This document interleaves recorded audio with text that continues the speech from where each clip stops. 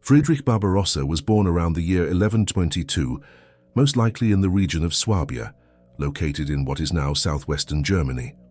His birth came at a time when the Holy Roman Empire was a patchwork of powerful duchies, ecclesiastical territories, and free cities, all loosely united under the emperor.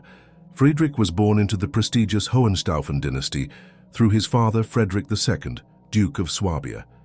His mother, Judith of Bavaria, came from the influential Welf family, historical rivals of the Hohenstaufens. This mixed lineage would later prove politically valuable, as it made Friedrich a figure of potential unity between two of the most powerful feuding noble houses in the empire. From a young age, Friedrich was immersed in the world of politics and warfare. His family was deeply involved in the complex struggles for control over the empire, both between noble houses and with the papacy. Although there are few records of his exact education, it's believed that Friedrich was trained in the military, arts, classical learning, and the legal traditions that were central to medieval rule. He accompanied his uncle, King Conrad III, on military campaigns and diplomatic missions, gaining first-hand experience in the mechanics of imperial leadership. Even in his youth, Friedrich was known for his charisma, decisiveness, and ambition. His exposure to royal courts and battlefields shaped him into a capable leader early on. He showed a remarkable ability to gain the loyalty of both nobles and knights, laying the foundation for the powerful figure he would later become as king and emperor. In 1152, following the death of his uncle, King Conrad III of Germany, Friedrich was unexpectedly chosen as his successor. Although Conrad had a young son, he reportedly named Friedrich on his deathbed as the more suitable heir, a decision likely based on Friedrich's proven leadership abilities, his diplomatic tact, and his unique position as a bridge between the rival Hohenstaufen and Welf dynasties. The German princes quickly elected Friedrich as King of the Romans, a title denoting the German king who was eligible to be crowned Holy Roman Emperor. His election was widely accepted, a rare moment of consensus among the fractious German nobility, and he was crowned king in Aachen that same year. From the outset, Friedrich sought to restore the power and prestige of the Holy Roman Empire, which had weakened during internal conflicts and papal disputes in the preceding decades. He envisioned himself not merely as a regional ruler, but as a legitimate successor to the ancient Roman emperors, a vision that would define his reign. To achieve this, he knew he needed the imperial coronation from the Pope in Rome, which would legitimize his rule across Christendom and elevate his authority above that of other European kings. In 1154, Friedrich launched his first Italian campaign, crossing the Alps with his army and marching toward Rome.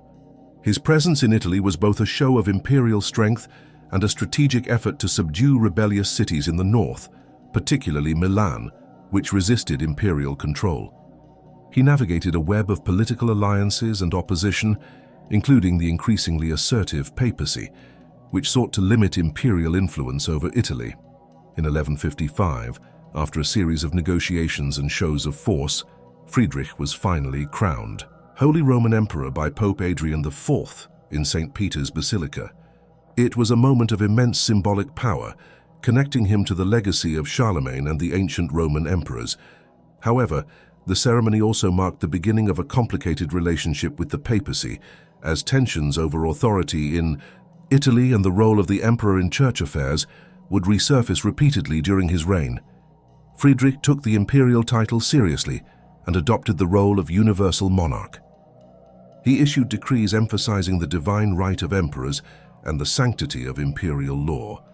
He also began to call himself Emperor of the Romans by the grace of God, reinforcing his claim to both spiritual and secular leadership. This period marked the rise of his grand vision to restore order, enforce imperial justice, and assert dominance over the fragmented territories of both Germany and Italy.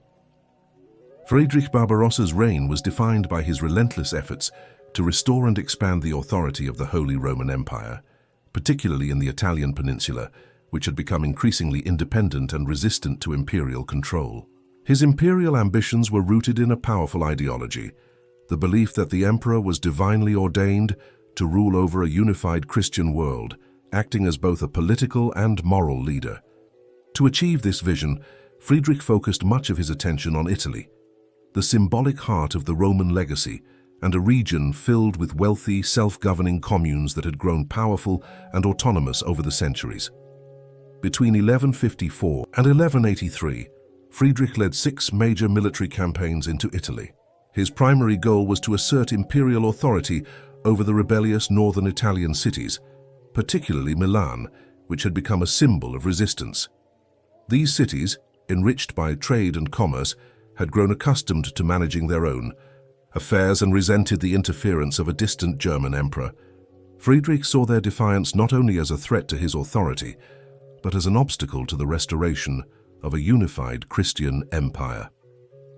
His first expedition, which began in 1154 and led to his imperial coronation in Rome in 1155, was relatively successful but left unresolved tensions simmering in the north. In the years that followed, Milan and other cities resumed their resistance, prompting Friedrich to return with greater force. He captured Milan in 1162 after a brutal siege and ordered the city to be razed to the ground. This act sent a powerful message to other rebellious communes, but it also fueled growing opposition among Italian states and the papacy. Friedrich's campaigns were not just military in nature, they also involved intricate diplomacy. He held imperial diets, issued laws to reassert his jurisdiction, and attempted to restructure the governance of Italy through appointed imperial officials known as podesta. However, these efforts often met with limited success, as local populations resisted foreign domination and rallied around the idea of communal liberty. Opposition to Friedrich's rule began to coalesce into a broader alliance. The most significant of these was the Lombard League, a coalition of northern Italian cities formed in 1167 with the blessing of Pope Alexander III, who opposed Friedrich's attempts to control church appointments and curb papal independence. The League received military support from the papacy and other European powers, wary of Barbarossa's growing influence.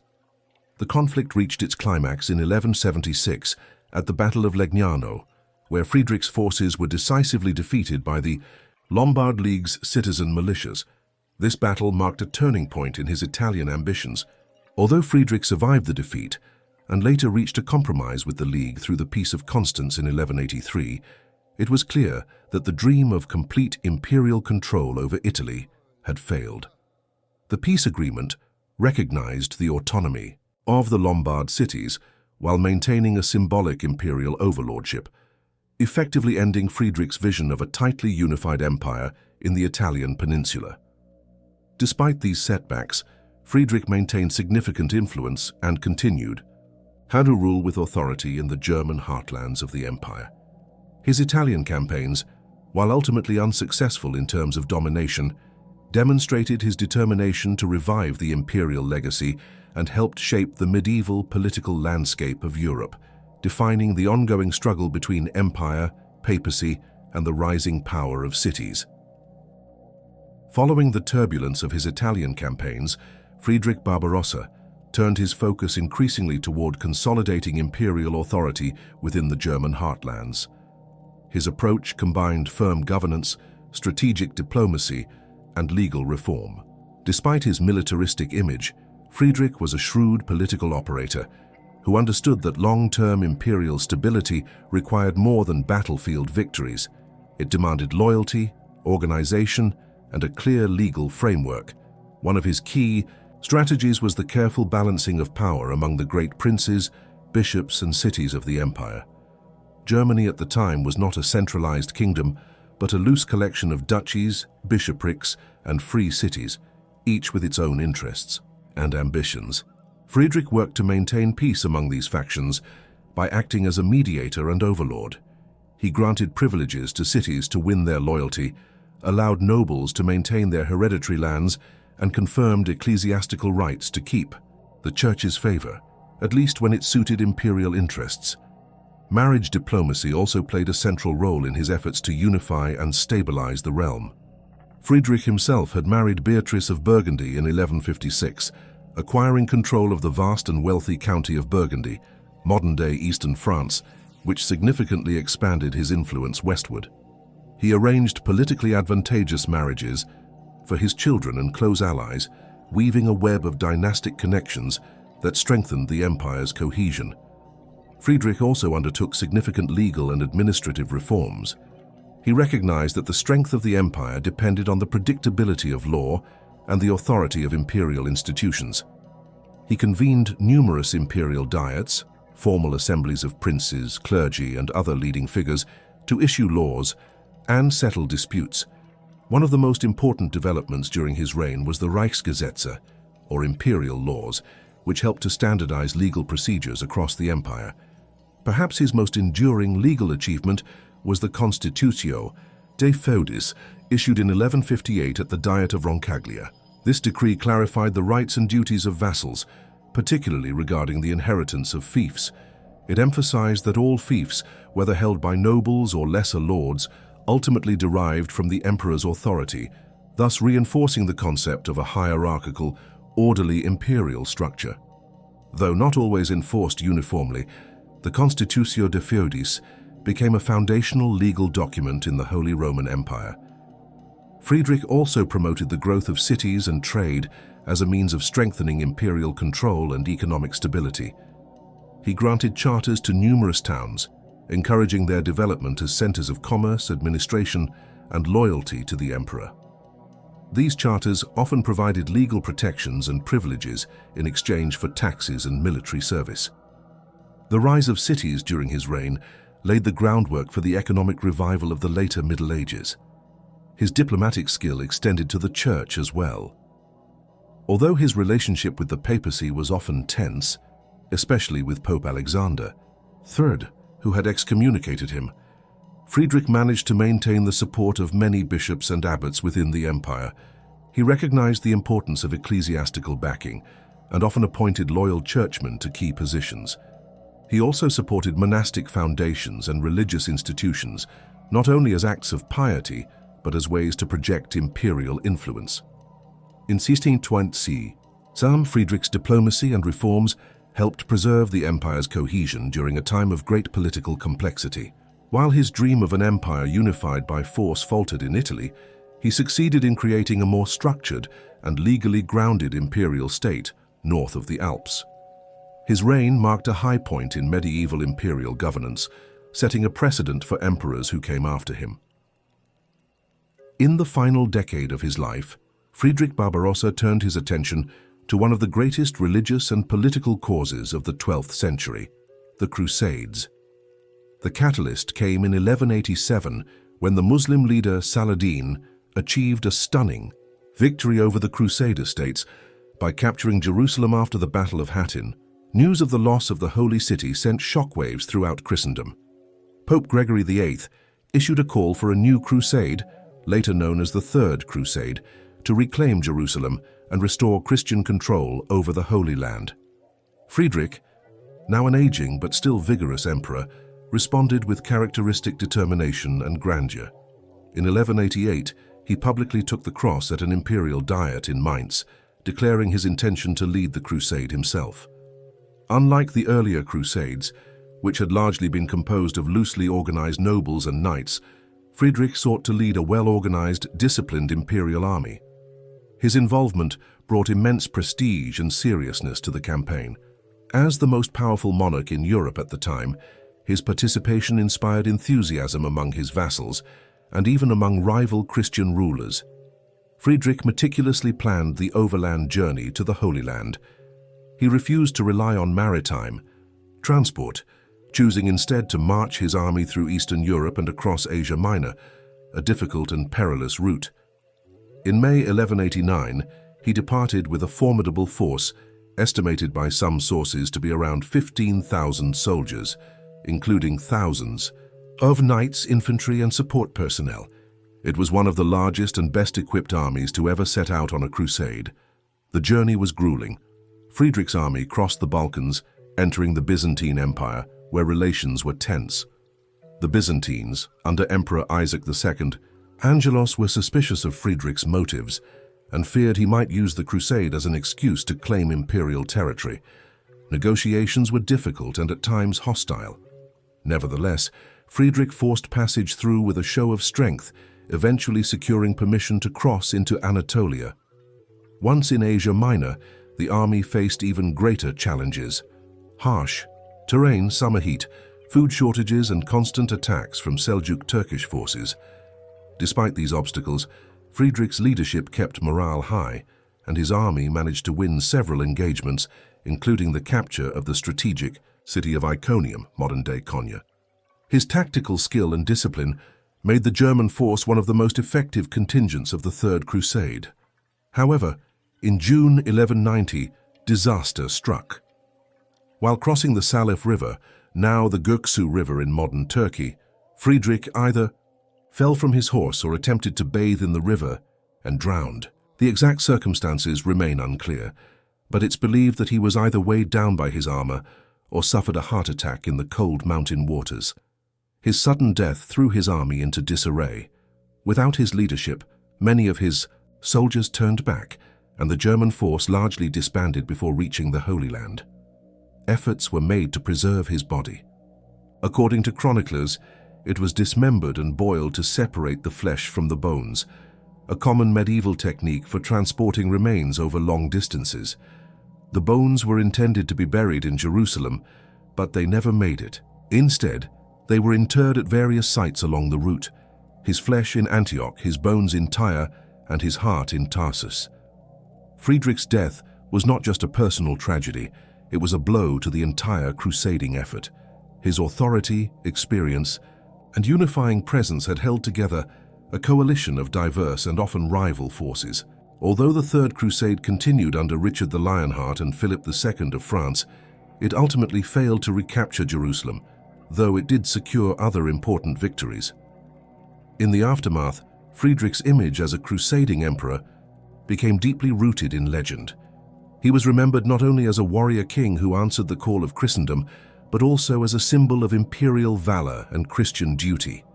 In later German folklore, myths emerged that he had not truly died, but was merely sleeping in a mountain cave, waiting to return in Germany's hour of need. A myth that would echo for centuries. Friedrich Barbarossa's death in 1190 marked the sudden and tragic end of one of the most ambitious reigns in medieval Europe. At the height of his power, in the midst of a campaign to reclaim the Holy Land, he drowned in the Salif River in southern Anatolia, far from the imperial courts of Germany or the sacred walls of Jerusalem. The image of the great emperor, armored, resolute, and leading a vast crusading army, perishing in a quiet river, struck a poignant and almost mythical contrast to the grandeur of his life. His death sent shockwaves through his forces and across Christendom. Without his leadership, the cohesion of the German crusading contingent crumbled. Many knights returned home, and the momentum of the German effort in the Third Crusade dissolved. Efforts to preserve and honor his remains reflected both reverence and the practical challenges of medieval logistics.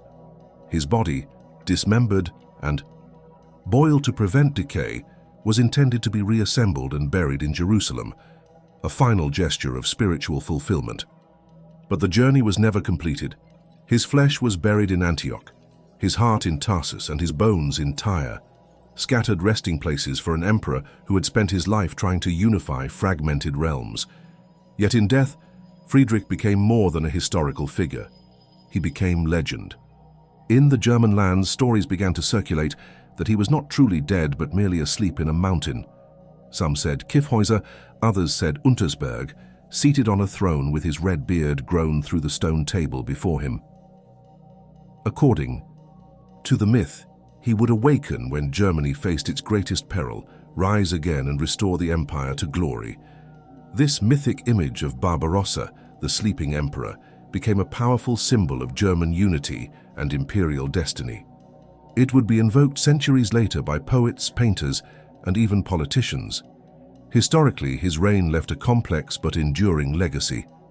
He had failed to bring Italy fully under imperial control, and the papacy had ultimately outmaneuvered him in the struggle over spiritual and temporal power. But he had succeeded in restoring order and prestige to the German monarchy.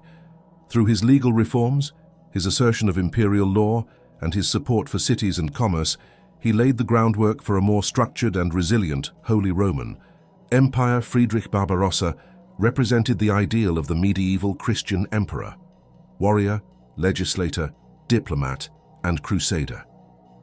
His ambition, discipline, and charisma held a fractured empire together for nearly 4 decades. Even in his failures, he displayed a vision and resolve that earned the respect of friends and foes alike. In life, he sought to revive the glory of Rome. In death, he became a timeless symbol of imperial grandeur, an emperor whose shadow lingered long after the river had taken him.